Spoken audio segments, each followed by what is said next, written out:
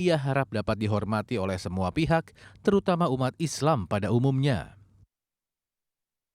Tampak pada sejumlah momen yang beredar di media sosial, ada 3 saf jemaah laki-laki dan 1 saf jemaah perempuan dengan per safnya diisi oleh sekitar 10 jemaah. Seluruh jemaah melakukan sholat tarawih dan witir sebanyak 23 rakaat. Beberapa warganet pun dibuat heran hingga meninggalkan sejumlah komentar di dunia maya. Pemerintah sendiri belum menetapkan 1 Ramadan 1445 Hijriah dan baru akan melaksanakan sidang isbat pada 10 Maret untuk memutuskan apakah puasa Ramadan tahun ini dimulai pada tanggal 11 atau 12 Maret.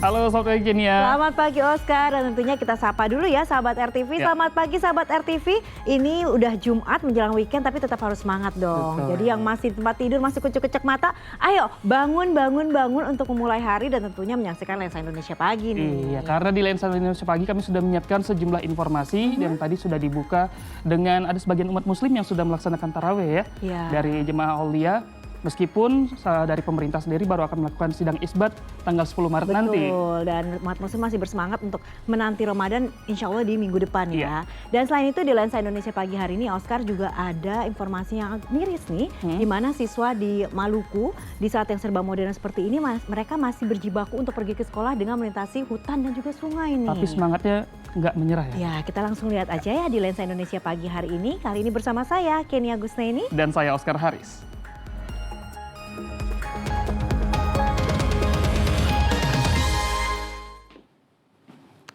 Ya, Oscar, informasi pertama ini bisa jadi pelajaran bagi para kaum wanita untuk tidak mudah ya tertipu bujuk rayu pria. Ini ada seorang pria yang diciduk petugas unit reskrim Polsek Taregol Kota Bandung setelah mengaku sebagai perwira polisi dan menipu seorang wanita yang dikenalnya melalui situs kencan online nih. Nah, ini artinya harus berhati-hati ya. Nah, di mana dari hubungan asmara selama 3 bulan pelaku menguras uang korban hingga 165 juta. Wow, banyak juga ya.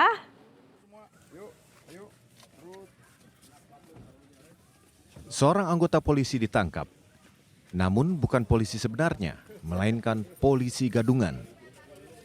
Pria berinisial DYP 26 tahun ini ditangkap aparat reskrim Polsek Taregol, Kota Bandung di indekosnya di kawasan Situdago, Bandung, Senin lalu setelah mendapatkan laporan bahwa DYP melakukan penipuan terhadap seorang perempuan yang dikenalnya melalui situs kencan online. Pelaku awalnya memperdaya korban dengan mengaku sebagai perwira polisi di Bareskrim Polri. Kemudian korban diajak berkencan dengan pelaku. Hubungan asmara pun sudah berlangsung 3 bulan. Korban mulai curiga karena pelaku kerap meminjam uang korban dengan total uang 165 juta rupiah. Saat korban menagih hutang, pelaku menghilang dan tidak dapat dihubungi. Dan meminjam uang pertama kali sebesar 40 juta. Kemudian dengan alasan mengaku lagi ada bermasalah dengan sidang kode etik. Kemudian juga meminjam kembali kurang lebih 90 juta. Dengan akhirnya korban karena tidak tega meminjamkan kembali dengan menggadaikan BPKB kendaraan korban. Dan kemudian setelah dipinjamkan uang kedua kalinya itu, ternyata tersangka tidak bisa dihubungi kembali. Polisi pun mengungkapkan bahwa pelaku juga melakukan penipuan serupa di Sukabumi, Jawa Barat. Sejumlah barang bukti disita petugas, diantaranya seragam polisi dan sejumlah foto-foto pelaku yang seolah-olah tengah bekerja di salah satu kantor polisi untuk memperdaya korbannya. Akibat perbuatannya tersebut, pelaku akan dijerat pasal 378 KUHP tentang penipuan dengan ancaman hukuman pidana maksimal 4 tahun penjara. Dari Bandung, Jawa Barat, Deden Syahputra, RTV. Ya, kita beralih ke informasi lainnya, Kenia dan juga sahabat, di mana Satgas Pangan Polres Serang, Banten menggerebek gudang pengoplos beras Bulog dengan beras kotor berjamur di Kecamatan Carenang, Kabupaten Serang.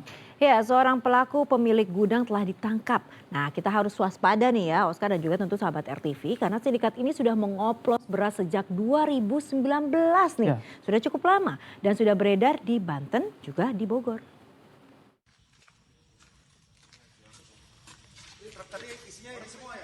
Satgas Pangan Polres Serang, Banten, 3 Maret lalu menggerebek gudang beras sindikat pengoplos beras Bulog dengan beras kotor dan berjamur.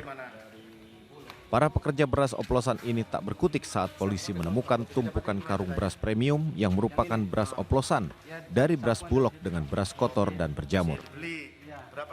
Dari penggerebekan tersebut, polisi menangkap 1 pelaku berinisial SK yang merupakan pemilik gudang. SK menjadi pelaku dugaan persaingan curang dan perlindungan konsumen terhadap oplos maupun repacking atau pengemasan ulang beras Bulog menjadi beras premium. Modus operandi ini sudah berjalan sejak 2019 dan sudah mengedarkan 270 ton beras ke sejumlah wilayah di Banten seperti Tangerang, Serang, Cilegon, dan wilayah Bogor. Kegiatan ini sudah berlangsung dari tahun 2019. Kemudian terkait pembuktian kita dari akhir bulan Desember 2023 sampai sekarang sudah didistribusikan kurang lebih 270 ton beras kepada konsumen. Polisi menyita barang bukti 25 ton beras Bulog dan beras kotor dan berjamur yang digunakan sebagai bahan oplosan. Selain itu, polisi juga menyita sejumlah alat untuk bleaching atau pembersihan hingga bahan pewangi untuk kegiatan pengoplosan.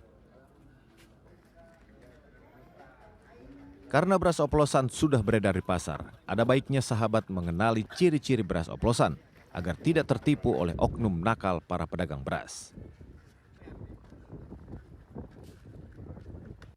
5 hal penting yang perlu kita kenali dari beras oplosan. Jika beras dioplos dengan beras berbahan plastik, maka kita akan menemukan warna beras yang putih bening, berbeda dengan beras murni di mana warna beras adalah putih pucat dan keruh. Jika ditemukan bentuk beras yang sempurna dan tidak mudah patah, maka kita telah menemukan beras yang sudah dioplos dengan beras plastik. Karena beras murni atau beras asli, bentuk beras tidak utuh karena beras melalui proses penyiangan. Sementara untuk beras yang dioplos dengan beras kotor dan berjamur, kita perlu menguji dengan menggenggam beras. Jika ditemukan serbuk putih dan berbau kaporit, maka dipastikan beras tersebut mengandung klorin atau pemutih. Kita juga perlu mengamati apakah beras yang akan kita beli terdapat kutu, kerikil, atau jamur. Jika kita menemukannya, dipastikan beras tersebut sudah dioplos. Dan jika kita sudah terlanjur membeli, ada baiknya kita mengujinya dengan memasukkan beras ke dalam wadah berisi air. Jika beras mengapung, dipastikan beras tersebut merupakan oplosan, karena beras murni akan tenggelam dalam air. Cermati sebelum kita membeli beras. Tentunya kita tak ingin beras kotor seperti ini masuk ke tubuh kita. Dari Serang, Banten, Herbert Marbun, RTV.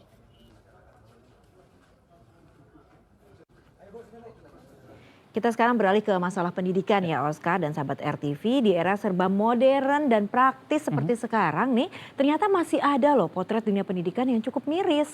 Sejumlah murid SD di Kabupaten Halmahera Barat, Maluku Utara harus bertaruh nyawa nih setiap hari Oscar untuk menuju ke sekolah. Ya, ini tinggal di pelosok mengharuskan mereka berjalan kaki melintasi hutan dan juga sungai dengan risiko bertemu hewan buas kapan saja. Dan berikut kisah singkat perjuangan mereka.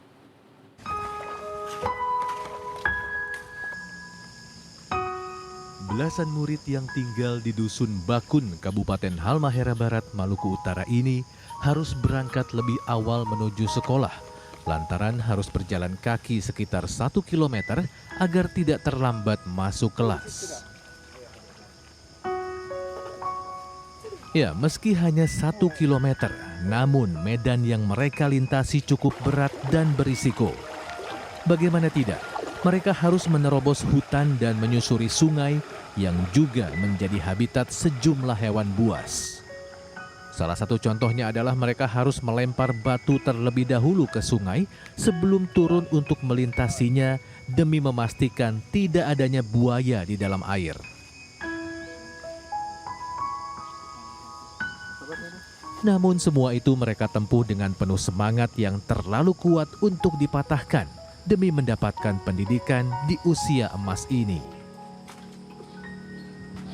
Hal ini pula lah yang membuat aparat Babinsa dari Kodim 1501 Ternate, Maluku Utara bersimpati hingga bersedia mendampingi perjuangan anak-anak ini. Dari beberapa tahun ke belakang, tapi tidak selalu setiap hari maupun setiap saat. Tapi pada saat-saat di musim penghujan maupun saat-saat banjir, kami selalu memantau keadaan anak yang melewati sungai tersebut. Sementara pemerintah Kabupaten Halmahera Barat sendiri mengaku akan membangun jalan dan jembatan untuk memudahkan aktivitas masyarakat termasuk murid-murid SD tersebut.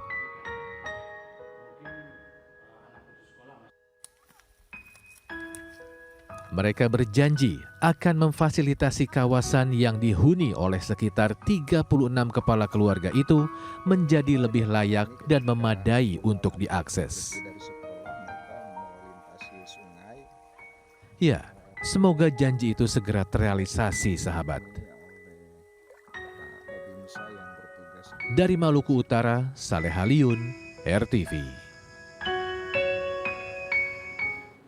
Ya, kita miris melihatnya, semoga ada perhatian dari pemerintah jadi anak-anak ini bisa terfasilitasi ya. Betul, sehingga mereka tidak membutuhkan waktu yang panjang untuk bisa mendapatkan pelajaran di hari itu begitu ya. Atau mungkin membangun sekolah di kampung terdekat. Ya, betul sekali. Kita ke informasi lainnya, Sabar TV. Warga Desa Cijulang, Kabupaten Sukabumi, Jawa Barat melakukan aksi tanam padi di jalan sebagai bentuk protes terhadap pemerintah yang tidak kunjung memperbaiki jalan yang rusak. Ya, dan musyawarah yang digelar Dinas PUPR dengan warga juga belum menemukan kesepakatan nih, sahabat. Loh, nggak salah nih. Kenapa warga menanam padi di tengah jalan, bukan di sawah ya? Ternyata, aksi ini merupakan bentuk protes warga akibat jalan yang menghubungkan 4 desa dibiarkan rusak selama belasan tahun. Tepatnya di Jalan Jampang Tengah Nyalindung yang ada di Desa Cijulang, Kecamatan Jampang Tengah, Kabupaten Sukabumi, Jawa Barat. Tak hanya itu, mereka juga memblokir jalan dengan memarkirkan 2 mobil secara melintang dan menggelar orasi. Warga merasa kewajiban mereka membayar pajak tak diimbangi dengan hak mendapatkan fasilitas umum yang layak seperti jalan yang tak kunjung diperbaiki. Kondisi jalan yang rusak parah telah mengakibatkan banyak kecelakaan. Udah hampir lebih dari 10 tahun gitu kan, semenjak Bapak Bupati yang sekarang menjabat, udah 2 periode, nah, dia belum sama sekali memperhatikan jalan ini, baik dari segi perbaikan ataupun perawatan. Menindaklanjuti protes warga, Dinas PUPR melakukan pertemuan dengan warga di GOR setempat. Namun pertemuan tersebut tidak memuaskan warga, karena Dinas PUPR hanya menyanggupi perbaikan 1 km, bukan 6 km, seperti tuntutan warga. Masyarakat berharap sekaligus tahun ini langsung menyeluruh selesai. Itu harapan masyarakat. Kami karena keterbatasan anggaran, kemarin juga sudah tiap tahun juga ada, tahun sekarang juga ada, direncanakan sepanjang ruas jalan penanganan tahun ini 1.000 meter. Meski musyawarah tidak mendapatkan titik temu, namun pihak PUPR berjanji tetap akan memperbaiki jalan sesuai anggaran yang ada. Dari Sukabumi, Jawa Barat, Suhendi, RTV. Sahabat, luapan air Sungai Batang Arau mengakibatkan banjir merendam ratusan rumah warga di daerah Banwaran, Kecamatan Lubek, Kota Padang, Sumatera Barat pada Kamis petang. Ya, ratusan warga yang didominasi lansia dan juga anak-anak telah dievakuasi tim SAR gabungan ke kantor lurah, masjid, dan sekolah terdekat.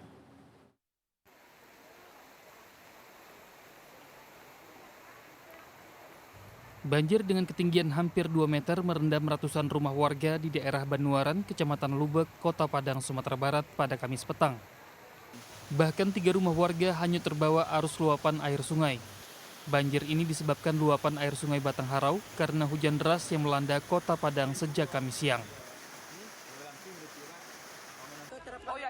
Proses evakuasi warga pun berlangsung dramatis saat seorang ibu dan bayinya diturunkan dari atap rumah dengan sangat berhati-hati. Seluruh warga yang terdampak banjir selanjutnya dibawa ke kantor lurah, masjid, dan sekolah terdekat menggunakan perahu karet. Lebih kurang 110 kakak, jumlah jiwa lebih kurang 500 orang jiwa, jumlah rumah yang hanyut yang tidak layak huni itu ada 3, dan jumlah bayi lebih kurang 5. Hingga Kamis malam, warga terdampak banjir masih bertahan di tempat pengungsian dan sangat membutuhkan makanan, terutama makanan bayi serta pakaian.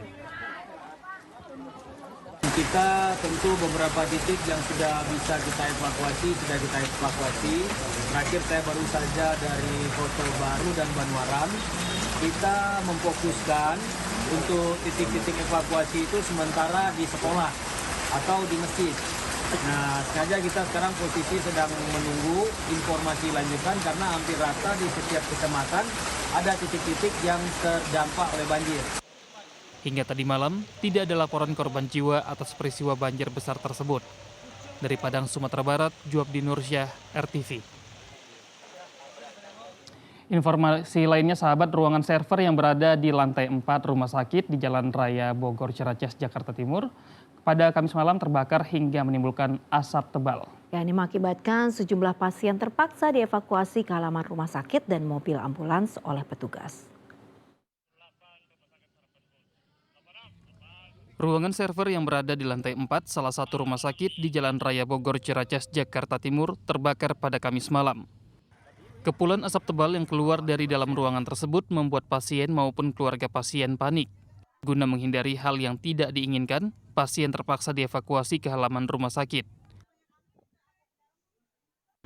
11 unit damkar dikerahkan ke lokasi guna proses pemadaman. Belum diketahui penyebab kebakaran, asap tebal pertama kali dilihat oleh salah satu karyawan rumah sakit. Bawaan dari perawat ya sih, bilangnya. Gimana? Oh, emang kebakaran di lantai berapa, Bu?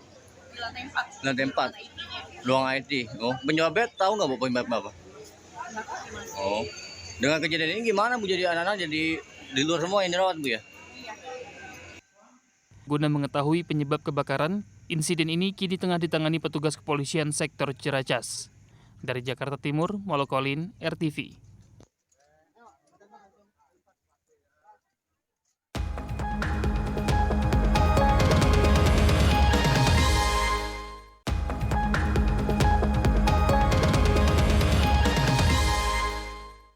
Ya sahabat, demikian dulu Lensa Indonesia pagi kali ini. Saya Oscar Haris. Dan saya Kenia Gusnaini, berterima kasih atas kebersamaan kamu. Selamat beraktivitas di hari Jumat menjelang weekend ini ya. Semangat pagi dan sampai jumpa.